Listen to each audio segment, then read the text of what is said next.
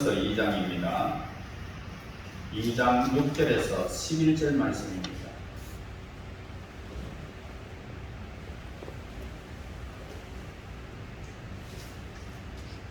그러나 우리가 온전한 자들 중에서는 지혜를 말하니 이는 이 세상의 지혜가 아니요 또 이 세상에서 없어질 통치자들의 지혜도 아니요 오직 은밀한 가운데 있는 하나님의 지혜를 말하는 것으로서 꼭 감추어졌던 것인데 하나님이 우리의 영광을 위하여 만세전에 미리 정하신 것이다.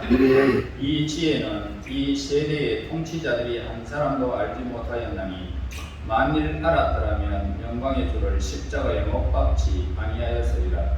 기록된 바 하나님이 자기를 사랑하는 자들을 위하여 예비하신 모든 것으로 눈으로 보지 못하고 귀로 듣지 못하고 사람의 마음으로 생각지도 못하였다 함과 같으니라. 오직 하나님이 성령으로 이것을 우리에게 보이셨으니 성령은 모든 것 곧 하나님의 깊은 것까지로 통달하시느니라. 사람의 일을 사람의 속에 있는 영 외에 누가 알리요? 이와 같이 하나님의 일도 하나님의 영 외에는 아무도 알지 못하느니라. 아멘. 아멘. 6절 여러분 보시겠습니다. 그러나 우리가 온전한 자들 중에서 지혜를 말하노니 이는 이 세상의 지혜가 아니요 또 이 세상에서 없어질 통치자들의 지혜도 아니요. 지혜는 하나님의 지혜를 지금 말씀하고 있습니다. 우리의 지혜가 아니고 하나님의 지혜.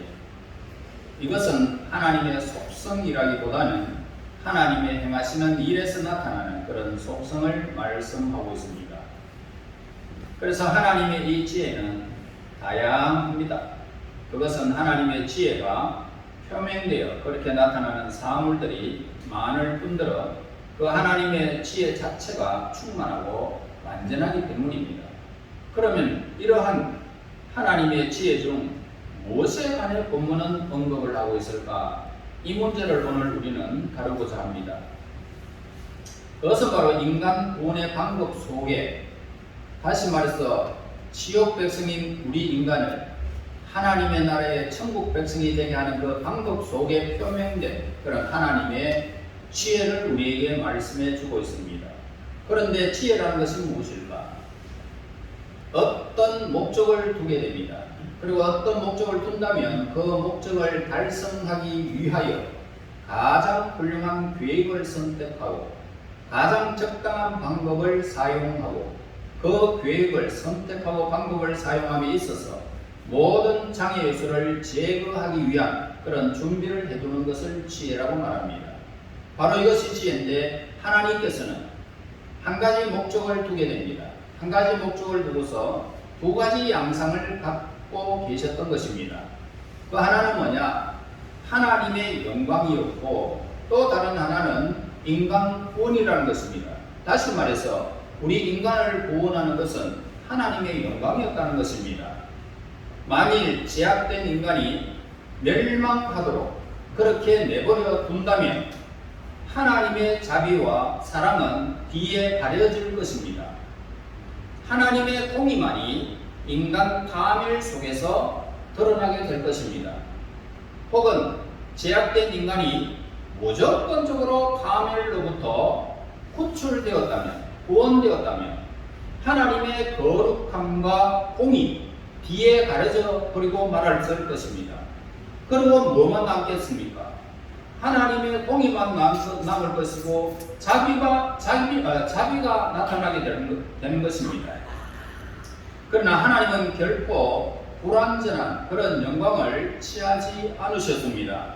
즉 하나님은 자비하시고 사랑과 성실과 공의 중 어느 하나에도 만족하지 않으시고 그 모든 속성들이 완전히 연합된 상태에서만 하나님의 영광을 누리시는 것입니다. 다시 말해서 하나님이 하시는 일은 처음부터 끝까지 완벽하게 이루어지는 것입니다. 공의도 가려지지 않고 자비만 나타내지도 않는 완벽한 지혜를 우리에게 밝혀주고 있습니다. 7절을 보겠습니다. 오직 은밀한 가운데 있는 하나님의 지혜라는 말씀이 있습니다. 자, 이 바울은 다음과 같은 것들을 시사하고 있습니다. 즉 하나님의 말씀과 인간의 이 구원에 대한 하나님의 그 계획, 하나님의 계획은 그 자체가 비밀스러운 겁니다. 뿐만 아니라 불가사의한 일들인 것입니다. 그러나 그렇다고 해서 그것이 신빙성이 없다라고 그렇게 결코 말씀하지 않습니다. 인간을 구원하시는 하나님의 그 방법, 인간을 구원하시는 하나님의 방법이 우리의 이해 수준을 넘어서는 것이라고 해서 하나님의 구원 계획을 받아들이지 않는다면 결국은 어떻게 될까요? 우리가 이해할 수 없는 것은 무조건 불신해야 한다는 이야기와 같은 것입니다. 그러니까 우리가 이해하지 못하는 세계가 얼마나 많은지 여러분 잘 알고 있지 않습니까? 그런데 이렇게 생각하는 사람은 너무나도 어리석은다가 이 말입니다. 사도 바울이 뭐라고 말합니까? 오직 은밀한 가운데 있는 하나님의 계획, 그렇게 말씀하고 있어요. 그럼 다시 말하면 이 구원 계획의 본질적인 그런 불가지성보다는 예수님이 오시기 이전의 구원 계획이 비밀스러움에 대해서 언급을 하고 있는 것입니다. 그러니까 인간을 구원하시기 위한 하나님의 계획은 신비하고 비밀스러운 것이지만 예수님의 시대가 열리자 그것은 이제 모두가 알려져 버렸습니다. 따라서 우리는 이제 숨겨진 지혜를 말하고 선포할 수 있게 된 것입니다. 그래서 본문에서 의미하는 바가 뭐냐?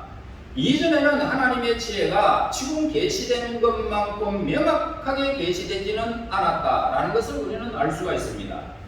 자, 이전의 모든 계시는 부분적이었을 뿐만 아니라 극히 불명확하고 모호하였던 것입니다.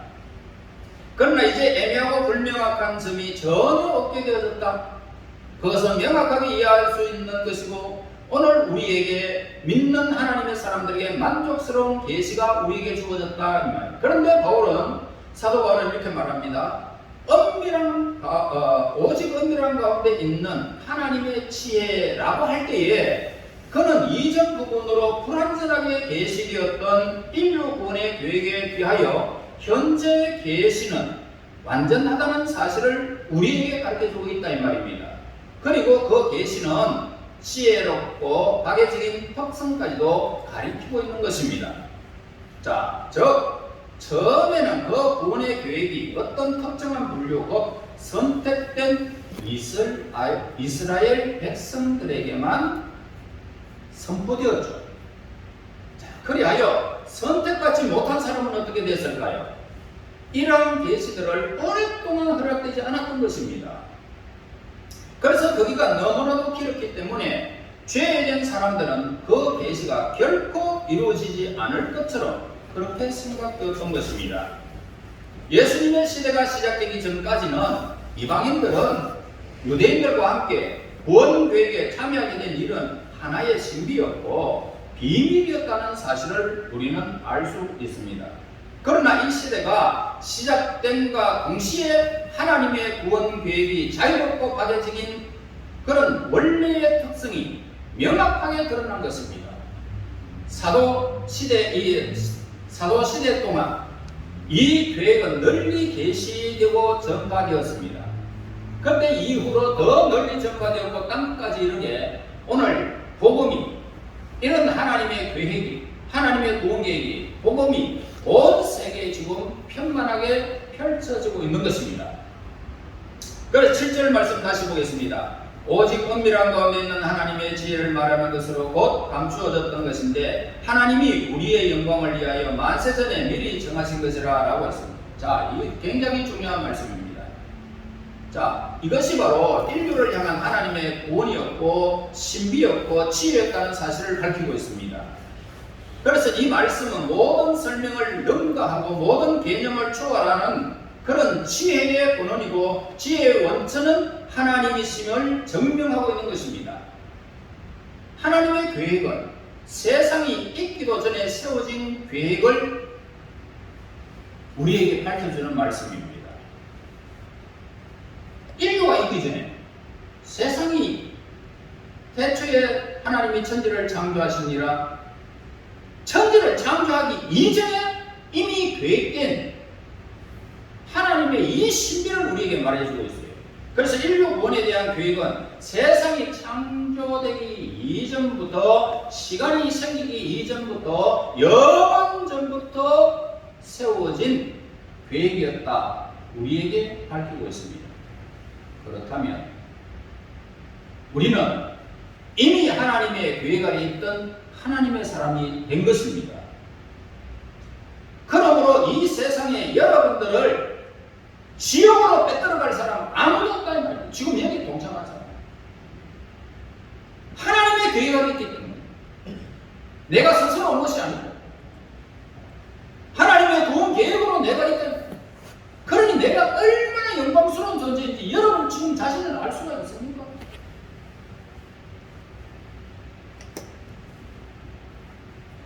또 7절의 말씀이 뭡니까? 이 계획이 전에 이미 정해져 있었을 뿐만 아니라 하나님 편에서 볼 때에, 하나님 편에서 볼 때에 영원한 것이었음을 의미하고 있는 것입니다. 이것은 우리의 가슴 속에 감사와 영광이 세세히 돌린 하나님의 지혜를 찬양하지 않을 수가 없는 것입니다. 그래서 오늘 제가 찬송 23장 선택한 것입니다. 만입이 내게 있어도 거의 따가지고 내구 주신 그 하나님을 찬양합니다. 오직 은밀한 가운데 있는 하나님의 지혜를 말하는 것으로 감추었던 것인데 하나님이 우리의 영광을 위하여 만세전에 미리 정하신 것이다. 하나님께서는 인류 구원의 계획을 세우심에 있어서 하나님 자신의 영광을 추구하였고 그 계획을 성취하심으로써 하나님의 영광이 확실하게 드러낸 것입니다. 만일 그 계획의 목적에 하나님의 영광과 더불어 우리의 영광이 연합되지 않았더라면 그 계획은 실패로 돌아갔을 것입니다. 그러므로 우리는 우리의 영적, 도덕적 유익을 정진시킴으로써 하나님의 영광과 더불어 우리의 영광을 정대시킨다는 사실을 우리에게 확인시켜주는 것입니다. 여러분들은 비천한 존재가 아니라 영광스러운 존재입니다. 하나님의 영광을, 그리고 여러분들에게도 영광이 주어진다는 사실을 우리에게 가르쳐주고 있습니다. 자, 9절 보겠습니다.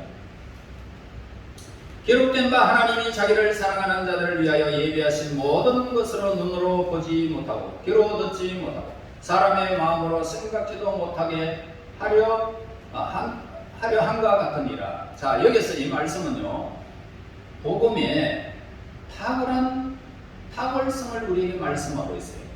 그러니까 복음의 나타남과 복음이 주는 복은 인간의 모든 지식과 생각을 능가해 버린다는 겁니다. 우리의 생각을 능가한다. 눈으로 보지 못했다.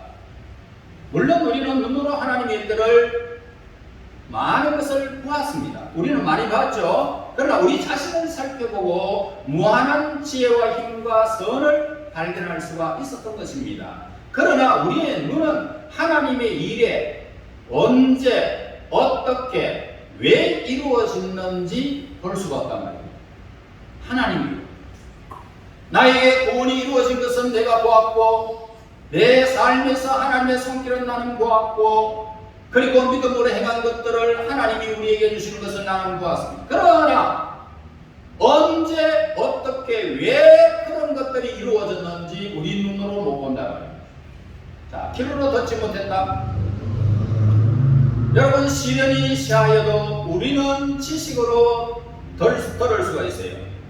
그러나 우리는 우리의 도덕적인 행위가 어떻게 깨끗이 되었는지, 내 삶과 마음이 어떻게 하나님을 향하여 거룩하게 되어졌는지, 인간이 어떻게 하나님 나라를 얻게 되었는지 들어본 적이 없는 것입니다. 또한 우리는 예수님의 사랑이나 산상수원을 주는 것과 같은 풍성한 복을 우리는 들어본 적이 없습니다. 다시 말, 사람의 마음으로 생각하지도 못하였다라고 했습니다. 그리고 모든 사람은 자기 나름대로 이상적인 세계를 가지고 있어요. 마음으로 생각지도 못하였다. 그러니까 모든 사람들은 이상적인 세계를 갖고 있는데 우리는 얼마나 자신의 이상적인 인격을 가지고 있고 있는지 우리 한번 물어봐야 됩니다. 그러나 인간의 본성에는 어떻습니까? 합당한 진정한 행복의 근원 같은 것은 사람의 마음으로 생각지 못하는 것입니다. 진정한 행복의 근원, 가지고 싶지만 행복은 느끼고 어떻게 내가 모든 것을 취하고 싶지만 행복의 근원이 어디서부터 어떻게 행해야 되는지를 알 수 없는 것입니다. 생각지도 못한 것입니다. 자, 이제 이 복음의 탁월성에 대해서 우리에게 말씀하고 있습니다. 먼저 복음은 어떻습니까? 숭고한 진리입니다. 간단하게 말해서 복음의 목적이 뭐냐? 인간을 가멸로부터 끌어올리는 것을 말하고 있습니다. 죄로부터 인간을 씻어내고 의의 옷을 입혀주고 숭고한 생각과 거룩한 성령으로서 인간의 마음을 강화시키며 순종의 길로 인도하시고 결국에는 하나님과의 교제의 길을 걷도록 성화시키는 것입니다. 자, 그러나 누가 그러한 목적을 감히 생각이나 할 수 있었겠습니까? 누가 그러한 가능성을 인정이나 할 수 있느냐 이 말입니다. 하나님은 인간을 구원할 의무를 갖고 계시지는 않습니다. 모든 동기는 하나님의 그 깊이를 헤아릴 수 없는 무엇에 찾을 수 있습니까? 무조건적인 하나님의 사랑에서 찾을 수밖에 없습니다.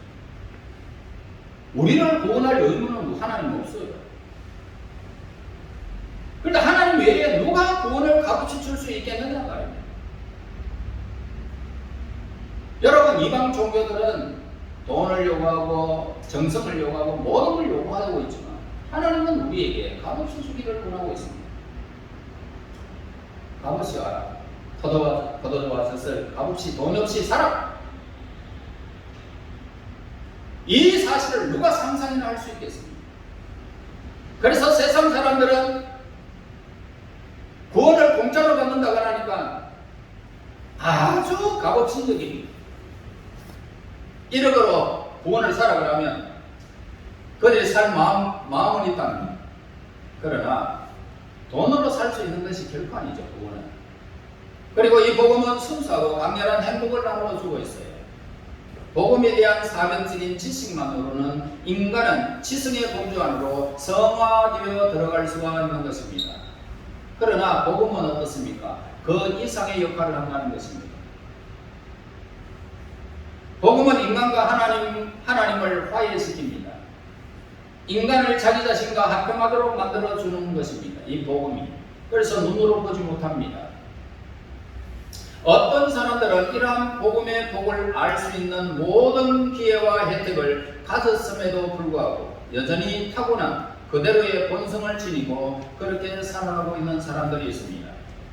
그들은 어떻게 인간이 죄사함을 받게 되었는지, 또한 믿음이 가져다주는 기쁨과 평안이 무엇인지 감히 상상하지도 못하는 것입니다. 본성 그들의 인간은 이러한 것들을 파악하지 못하는 것입니다. 믿는 자들조차도 복음이 거룩하고 합당한 개념을 충분히 파악하지 못하고 그저 그런대로 신앙생활 왔다 갔다 말씀만 듣고 있는 것입니다. 복음의 능력도 모르고. 다음은 이 복음은 행복하고 영광스러운 미래를 펼쳐준다는 사실을 우리에게 가르쳐줍니다. 철학은 결코 죽음의 공포에 대해서 치유책을 찾아내지 못합니다. 철학 보세요. 죽음에 대해서 평온할 수 있는 피상적인 예들만을 말해주고 있습니다. 어떻게 죽으면 된다 그러면서 그렇게 피상적인 예들만 말해줍니다. 죽음의 본질에 대해서는 알지 못하기 때문이죠. 그래서 죽음의 본질에 대해서는 이야기를 못하는 것이 철학입니다. 그러나 기독교는 어떻습니까? 죽음의 직접적인 결과를 알려주는 것입니다. 죽음의 두려움에서 벗어나게 해준다는 것입니다. 폴리갑이라든지 수많은 순교자들이 어떻게 해서 그들이 죽음을 두려워하지 아니하고 그렇게 죽음을 맞이할 수 있었을까? 성경의 스데반 전사님이 죽음을 맞이했을 때에 돌에 맞아 죽으면서 핏덩어리가 되어져도 열린 하늘을 바라보며 그 모든 고통을, 죽음의 고통을 하나님의 영광과 함께 했다는 사실을 우리는 보게 됩니다.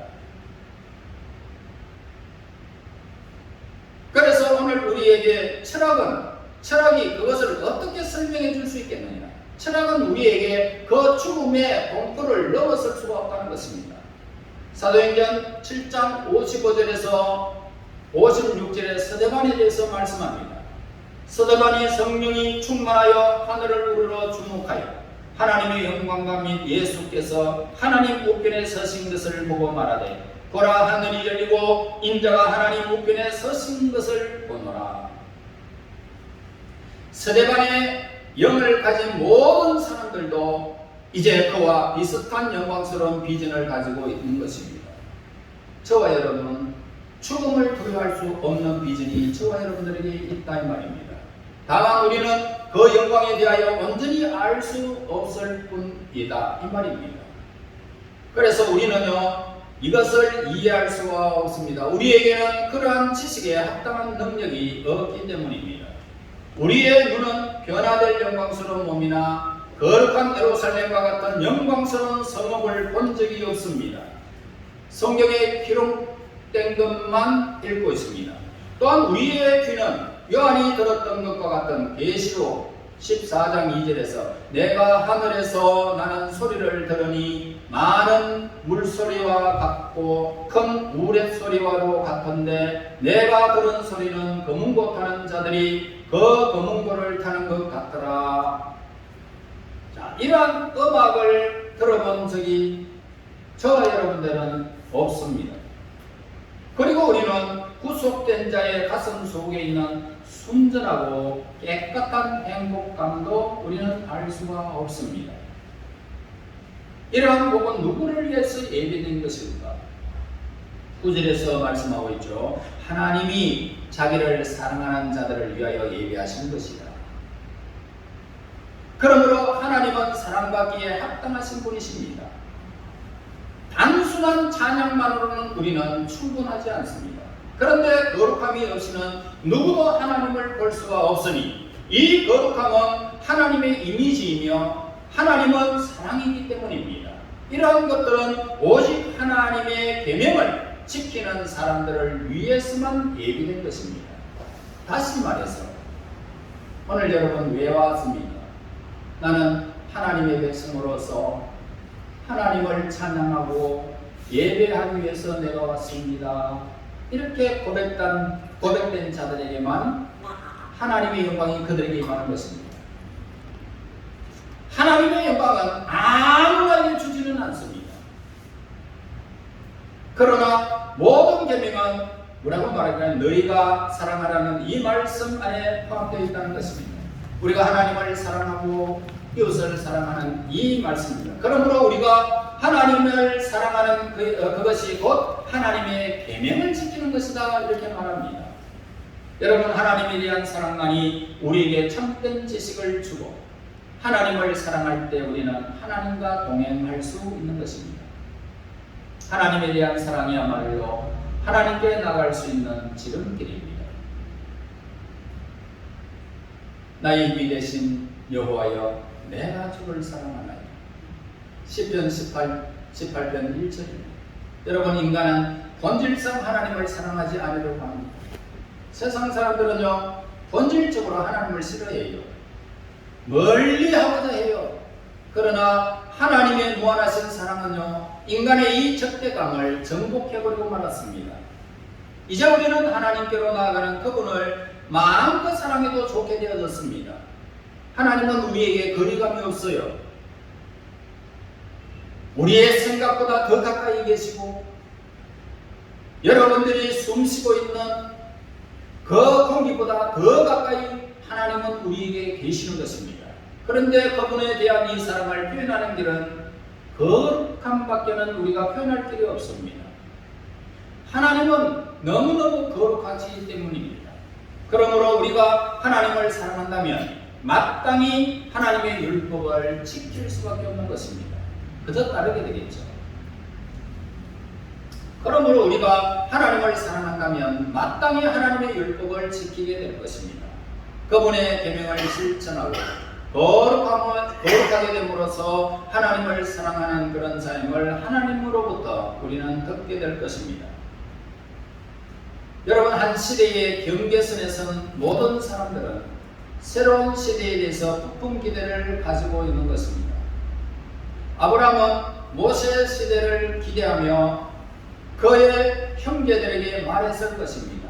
눈으로 보지 못했지만 라고 말합니다. 또한 내기 시대의 문을 닫을 무렵 선지자들도 다가올 영광에 대해서 그렇게 말하였을 것입니다.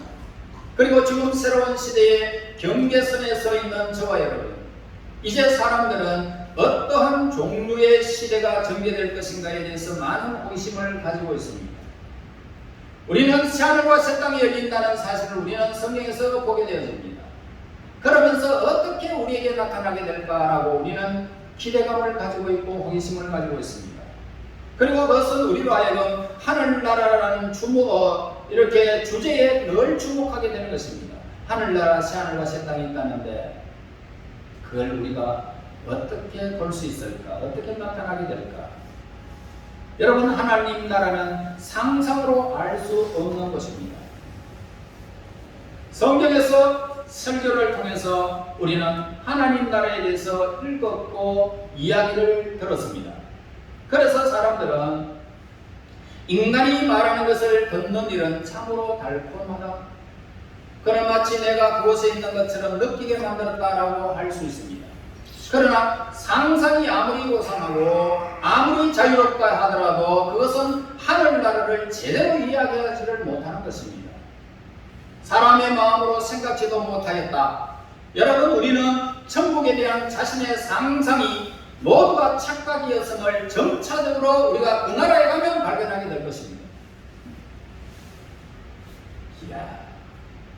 그래서 여러분, 천국의 그 영광을 바라볼 때 이 세상에 살았던 모든 과거가 그냥 어떻게 해요? 꿈에 본 듯이 잊어버린다고 그렇게 말씀하고 있어요. 꿈에 본 듯이 잊어버린다. 그러니까 얼마나 영광스럽게 찬란하게 다가온다면 오늘 우리의 모든 기억을 완전히 그냥 없애버리는 것입니다. 현실에 너무나 영광스럽기 때문에. 10절 보겠습니다. 하나님이 성령으로 이것을 우리에게 보이셨으니, 여러분, 이 말씀은 하늘나라가 성령에 의해서 사도들에게 보여져가지고 이제 그들이 천국에 대한 일들을 성경에 썼다라는 그런 뜻입니다. 여기서 우리는 모든 믿는 자들이 성령의 감동으로 하나님 나라에 대하여 어렴풋하게 알 수 있는 점을 발견할 수 있습니다. 우리 그리스도인들, 우리 성도들은 하늘나라가 어떠한 곳인가를 다음으로 알 수 있습니다. 먼저 시련을 겪습니다. 우리 인생이 시련을 겪고 고난 중에 있을 때에 자신의 모든 근심 걱정을 어떻게 해요? 하나님께 의뢰할 수 있습니다. 하나님, 나는 이런 일을 당했습니다. 저런 일을 당했습니다. 나는 고난 중에 있습니다. 하나님께 의뢰할 수 있습니다. 왜요? 예수님께서 우리에게 하신 말씀이 뭡니까? 너희가 무엇이든지 내 이름으로 구하라. 그리하면 내가 시행하겠다 라고 하셨기 때문입니다. 예수님의 말씀이 그대로 오늘 우리에게 전달되었기에 그 말씀을 내 고난 중에, 내 모든 삶 속에서, 시련 중에 하나님께 향하는 것입니다. 그렇게 의뢰하는 것입니다. 그리고 고요하게 묵상하는 동안 우리는 하늘나라를 조금 점점 맛보게 될 것입니다. 그리고는 우리에게 그 모든 일들이 하나하나 순간순간 고난과 시련이 하나하나 전부 다 영광으로 우리에게 기쁨으로 다시 모든 것들이 되돌아올 때에 하늘의 기쁨이 그 속에서 막 차고 넘치는 것입니다. 하나님, 내가 이런 중에 있었는데 내가 하나님 앞에 기도했더니 내가 너무 평안하고 그걸 내가 이렇게 받을 줄 난 몰랐습니다. 하나님, 그러면서 감동이, 하늘나라의 기쁨이 솟아나는 것입니다. 하늘나라의 이 기쁨과 유사한 기쁨을 느낄 수 있는 것입니다. 다음은 예수님의 성찬과 성찬 때의 천국을 우리는 맛볼 수 있습니다. 우리는 성찬 때의 십자가에 더 가까이 나아갈 수 있기 때문에 다른 어느 곳에 있을 때보다 천국을 경험하게 되는 것입니다. 또 기도 중에 우리는 천국을 맛볼 수가 있습니다. 저는 어떨 때 기도할 때에 하나님과 늘 대화하면서 하나님 내가 안 깨어나고 지금 이 순간이 계속 지속되어졌으면 좋겠습니다. 그런 고백도 해봅니다. 기도하게 되면 천국을 맛볼 수 있어요. 세상 것이 다 잊어져버려요. 어려움 있는 것 모든 것들을 하나님께 다 맡길 수 있어요. 자, 이제 우리 모두 세상이 줄 수 없는 영광스러운 세계를 저와 여러분들은 지금도 경험하고 있습니다. 그리고 향하고 있습니다. 하나님의 백성으로서 오늘 우리는 거룩한 대일에서 하나님과 동행하며 마지막 하늘나라의 영광이 임하는 그날에 우리의 삶이 있고 우리의 삶이 그곳에서 진행될 것입니다. 이제 새하늘과 새 땅을 우리는 추구하고 있습니다. 그날은 우리가 알 수가 없지만 그 나라의 그 영광을 우리는 볼 수가 없지만 이제는 우리에게 기대와 소망이 있습니다. 영광스러운 그 사건이 우리에게 펼쳐지게 될 것입니다. 그러므로 오늘 저와 여러분 이제 세상이 줄 수 없는 것을 우리는 알았습니다. 저와 여러분 하나님의 백성으로서 이제 거룩한 대열에 섰습니다. 그 나라가 열리게 되는 그날까지 하나님과 동행하시고 마지막 하나님의 영광의 나라의 영광이 주어질 때에 그때 우리 모두 영광의 주인공들이 되시기를 예수님 이름으로 축원합니다. 하나님 은혜 감사하고 영광을 돌립니다. 우리 하나님의 말씀을 통하여 사도 바울이 경험했던 이 복음의 진수를 우리에게 알아갔음을 감사합니다. 이제 하나님 우리의 눈에 보이지 아니하고 우리의 마음이 어두워져 있다 할지라도 하나님의 성령이 오늘 우리의 심령을 새롭게 하사 진정으로 하나님의 선한 것을 온전히 보게 하여 주시고 눈으로 보지 못하고 귀로 듣지 못하고 사람의 마음으로 생각지 못하였던 일들이 하나님의 성령으로 우리를 밝혀주셔서 이제 하나님의 백성으로 거룩한 때에 대해서 하나님과 동행하며 마지막 하늘의 그 영광이 임하는 그날의 주인공들이 될 수 있도록 인도하여 주시옵소서. 예수님 이름으로 기도하옵나이다. 아멘. 390